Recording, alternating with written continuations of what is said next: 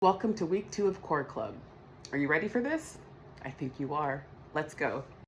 Welcome back. Now, as we move into week 2, let's just take a beat to acknowledge where we are. But first, I'm so curious. Did you do your core song on Saturday? And if so, were you able to hold the plank any longer than the first time? Please let me know in the comments. Okay, so now, where week 1 asked, can I even feel my core? Week 2 asks, can my core stay on with resistance? So we're still building the stability that we started last week, but just adding in a little resistance. And each week will progress with the exercises. And you'll know you're ready to move forward when you are intentionally breathing and not holding your breath, when your low back feels supported and your movements are controlled and not too shaky. A little shake is okay, just not too shaky. But feel free to stay consistent with what you're currently doing or use this week's exercises to take the next step. But just know, for now, steadiness is the goal. To get started, let's warm up our spine and our core with a few rounds of cat-cow.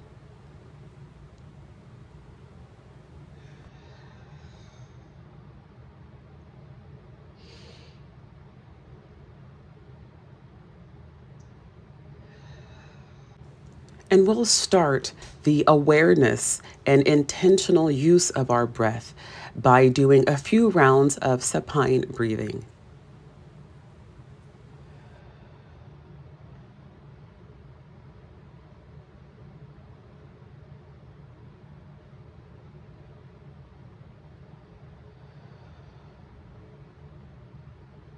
Let's get started with dead bug. And this week's upgrade is adding a hold. So you'll lie on your back with your knees bent in tabletop position. Your arms are reaching towards the ceiling. And you'll inhale as you slowly extend one arm and the opposite leg away from your body. Don't let your arm or leg touch the floor. Just hold that position for, 2 to 3 seconds. Exhale and return to center. Then switch sides.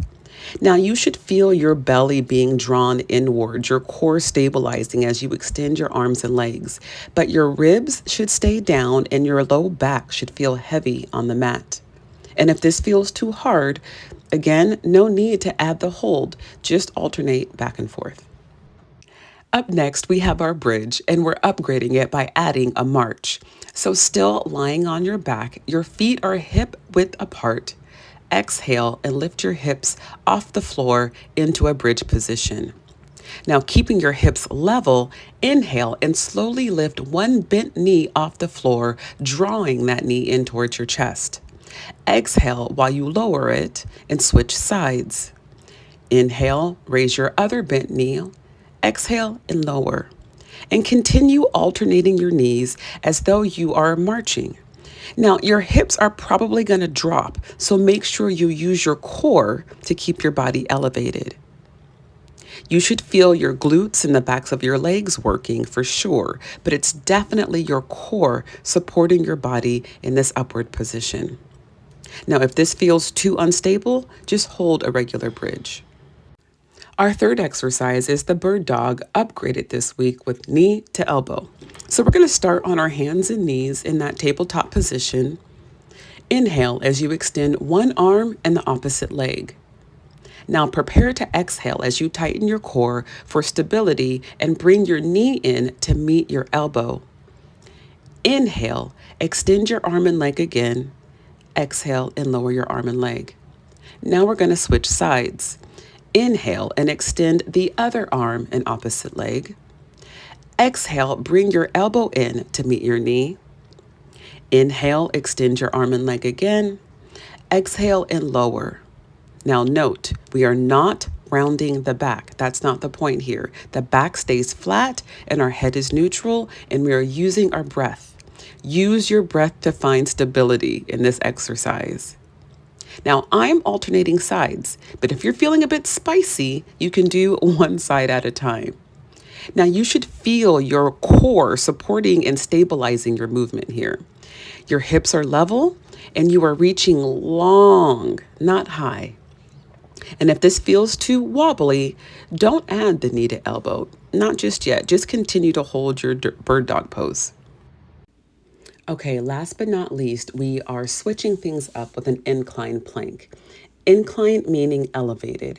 So place your hands on a bench, a couch, a wall, and just know that the angle will make a difference in the level of difficulty. So the more horizontal you are, the more difficult.